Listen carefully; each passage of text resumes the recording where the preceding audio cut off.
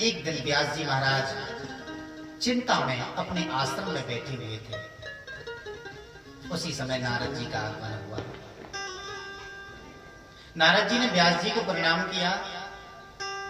व्यास जी, आपके चेहरे को देखने से मालूम पड़ता है कि आप चिंता में हो। व्यास जी रोने लग गए। हाँ नारद, सही पहचाना, मैं बहुत चिंता में हूं। क्या बताऊं नारद, मैंने वेद के 4 भाग कर दिए लेकिन मुझे शांति नहीं मिली। मैंने 17 पुराणों की रचना कर दी तो भी मेरे मन को शांति नहीं मिली।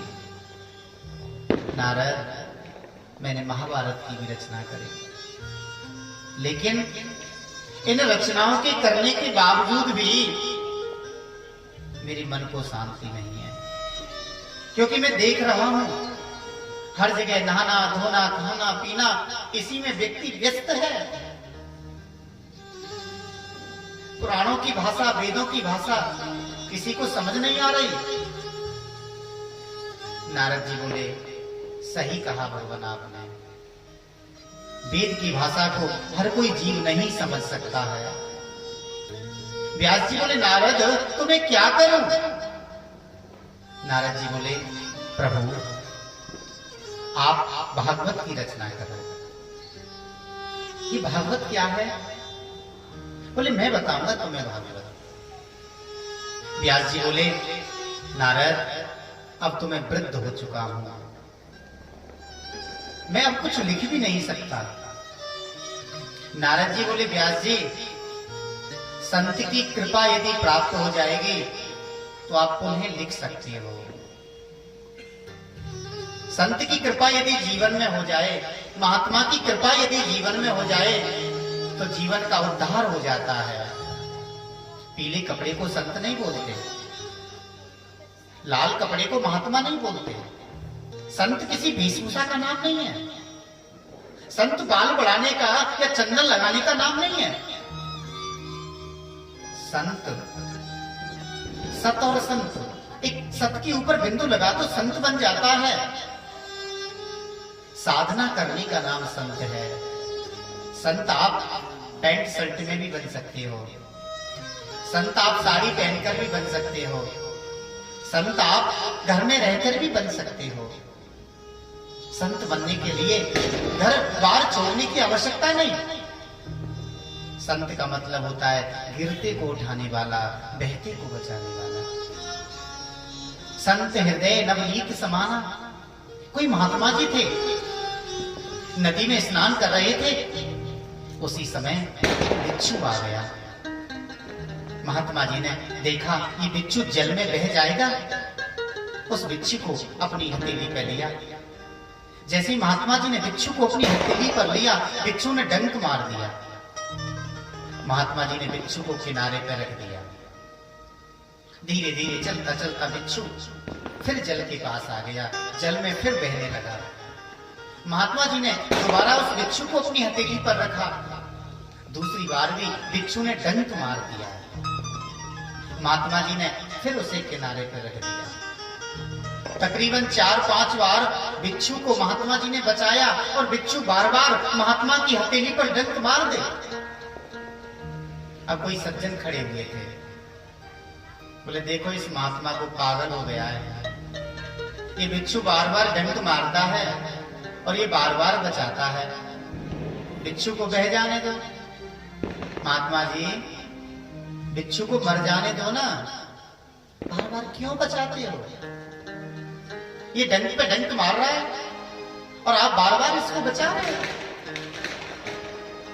महात्मा जी बोले, भाई एक बात बता, तेरे अंदर कितना वजन है?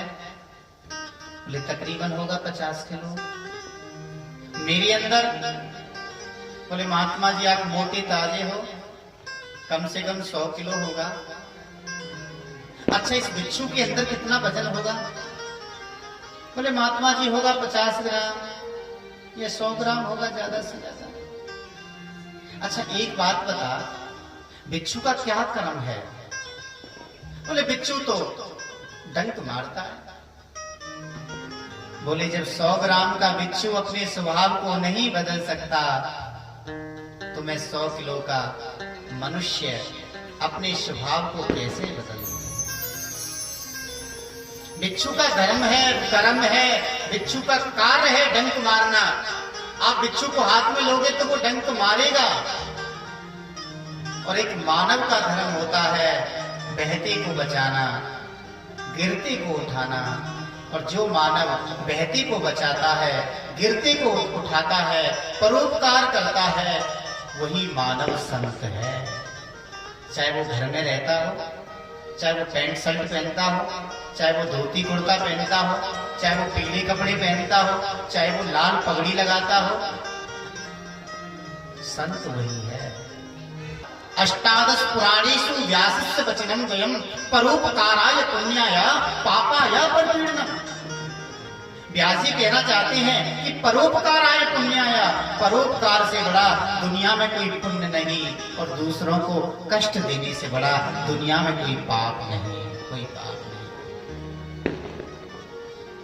नारद जी बोले व्यास जी, यदि आप ऐसे संत की शरण में जाओगे तो आपका कल्याण हो जाएगा। इसका मैं उदाहरण हूं।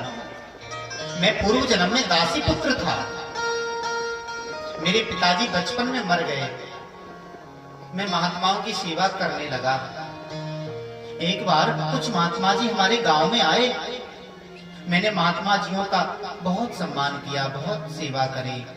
उनके चरण दबाता था, उनके झूठे बर्तन साफ करता था। मैं बहुत गरीब था। मेरी माँ घर घर में सेवा करने जाती थी। जो कुछ मिल जाता उससे हम जीवन का पालन करते थे। एक दिन मेरी माँ मेरे से बोली, बेटा तू मेरा एक सहारा है, मुझे कभी छोड़ कर मत जाना। मैंने कहा माँ मैं तुझे छोड़ के कभी नहीं जाऊंगा। लेकिन संतों की सेवा करते करते मेरे मन में तो वैराग्य पैदा हो गया। वैराग्य 3 प्रकार के होते हैं, मरकट वैराग्य, शमशान वैराग्य और सच्चा वैराग्य। मरकट माने बंदर। जैसे बंदर होता है, कभी एक पेड़ पर, कभी दूसरे पर, कभी तीसरे पर उछलता रहता है, दौड़ता रहता है, भागता रहता है। कभी घर में लड़ाई झगड़ा हो जाता है, मन में विकृति पैदा हो जाती है, मन करता है सब कुछ छोड़ देते हैं, जंगल में चले जाते हैं, भगवान का चिंतन करेंगे, और थोड़ी देर के बाद सब कुछ भूल जाते हैं। उसे कहते हैं मरकट वैराग्य। दूसरा होता है शमशान वैराग्य।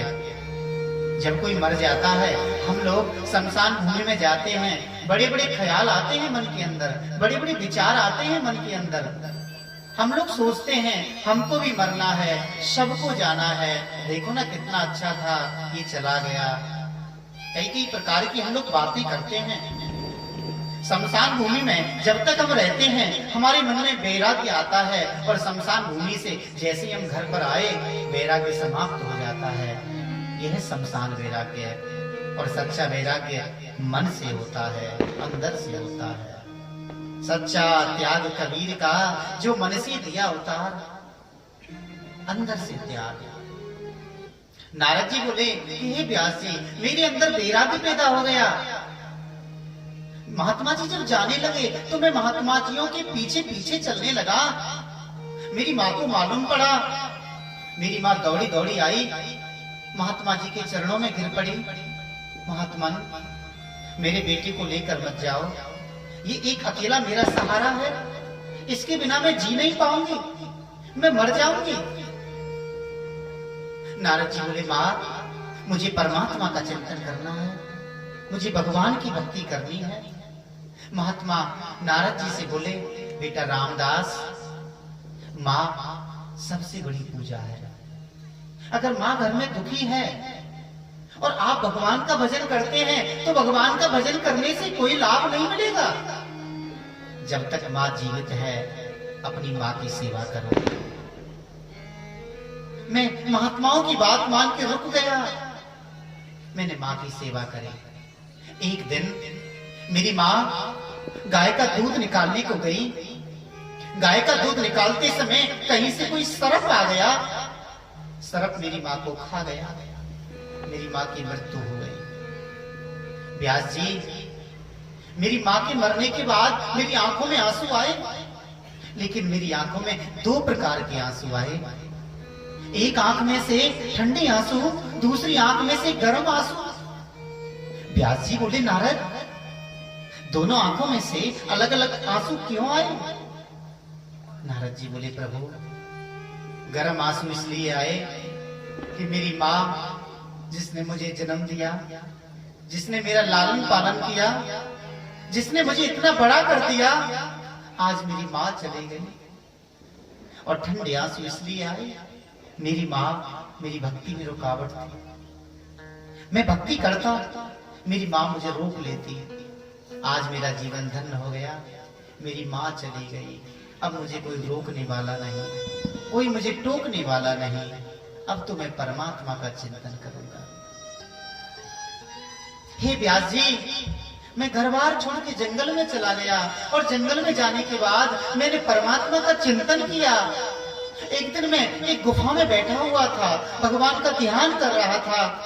एकदम से एक झांकी का मुझे दर्शन हुआ।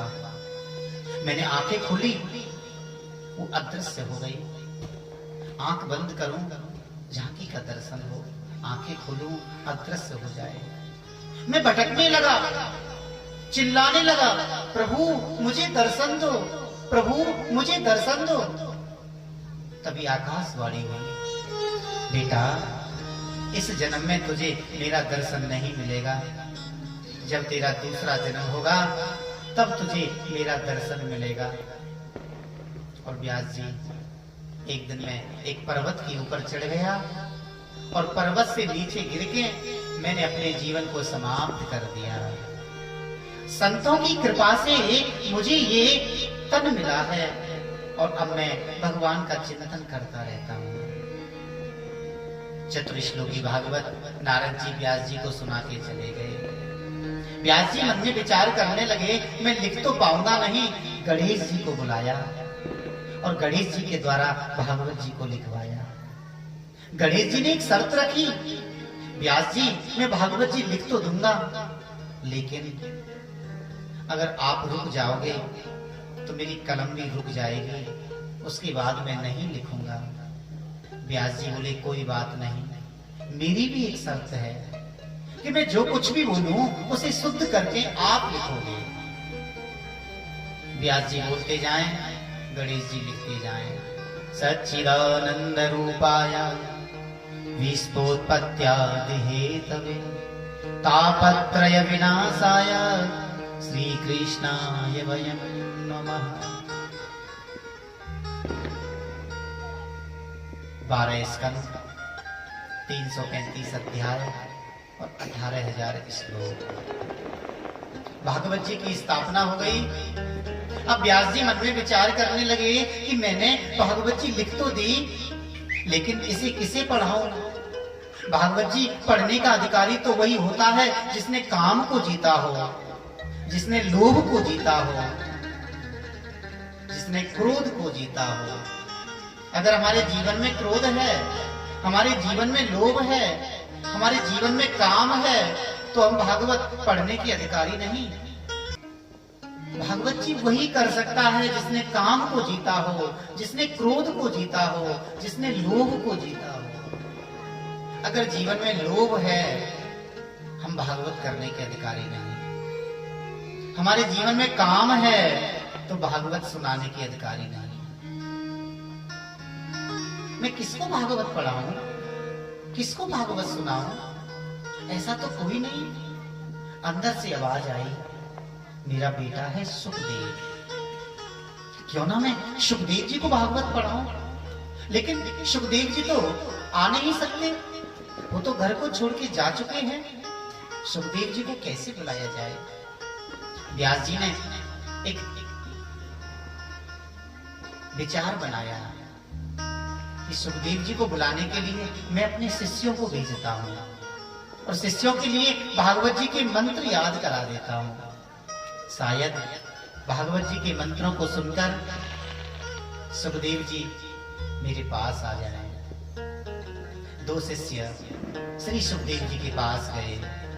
सुखदेव जी भजन में बैठे हैं। दोनों शिष्यों ने मंत्रों को गुनगुनाना शुरू कर दिया। वरापीणं नटवर वपु कर्णयो कर्णिकारम् बिभ्रद्वास कनक कपिसं वेजयन्तीं च माला। इस श्लोक में स्वरूप का वर्णन किया गया है कि भगवान का कैसा स्वरूप है कि वरापीणं नटवर वपु कर्णयो कर्णिकारम्। कितना सुंदर रूप है उनका। एक हाथ में शंख, एक में चक्र, एक में गदा, एक में पदम। बिभ्रद्वासः कनकगपिसं वेजयन्तीं च माला, वेजयन्तीं च माला। एकदम सुखदेव जी की आंखें खुली और सुखदेव जी का ध्यान उन शिष्यों की प्रति गया। और सुनाओ, और सुनाओ। शिष्य बोले, हमें तो केवल इतना ही आता है, आगे हम नहीं जानते। सुखदेव जी बोले, कोई बात नहीं। सुखदेव जी ने दोबारा से अपने ध्यान को प्रारंभ कर दिया। शिष्य व्यास जी के पास में आए, बोले, गुरुजी, एक बार तो सुखदेव जी ने अपने नेत्रों को खोला, लेकिन दोबारा अपनी आंखों को बंद कर दिया। अब की बार व्यास जी ने उन्हें शिष्यों को मंत्र सिखाए। पहला जो श्लोक सिखाया उसमें स्वरूप का वर्णन है, और दूसरा जो श्लोक सिखाया उसमें स्वभाव का वर्णन है कि अहोवतीयमिस्तन कालकूटम जिज्ञासयाप्यदाप्य साध्वी। देखो ना इस पूतना को जो अपने स्तनों में जहर लगा करके आई है, और मेरे कन्हैया को देखो जिन्होंने पूतना को जो कि मारने आई है, उसी पूतना को जो माँ यशोदा को काफी समय के बाद में मुक्ति प्रदान करी, वह 7 दिन के कन्हैया ने पूतना को मुक्ति प्रदान कर दी। एकदम से सुखदेव जी की आंखें खुली। और सुनाओ, और बताओ। बोले, हमें तो इतने आते हैं, और सुनना है तो अपने पिताजी के पास जाओ। सुखदेव जी दौड़े दौड़े व्यास जी के पास गए। बोले, पिताजी, मुझे भागवत पढ़ा दो, मुझे भागवत सुना दो। अब व्यास जी ने मन में विचार किया, यदि मैं सुखदेव जी को भागवत सुना दूंगा तो संसार ये कहेगा कि इन्हीं का पुत्र है, इसलिए मुझे इनकी परीक्षा लेनी चाहिए। सुखदेव जी को परीक्षा के लिए राजा जनक के पास भेजा। लेकिन श्री सुखदेव जी ने काम को जीता है, श्री सुखदेव जी ने क्रोध को जीता है, श्री सुखदेव जी ने लोभ को जीता है। और जो कंचन कामना कीर्ति से दूर होता है, वही संत समाधि लगा सकता है। सुखदेव जी ने भागवत जी सुनी, और वही भागवत जी श्री सुखदेव जी ने राजा परीक्षित को सुनाई।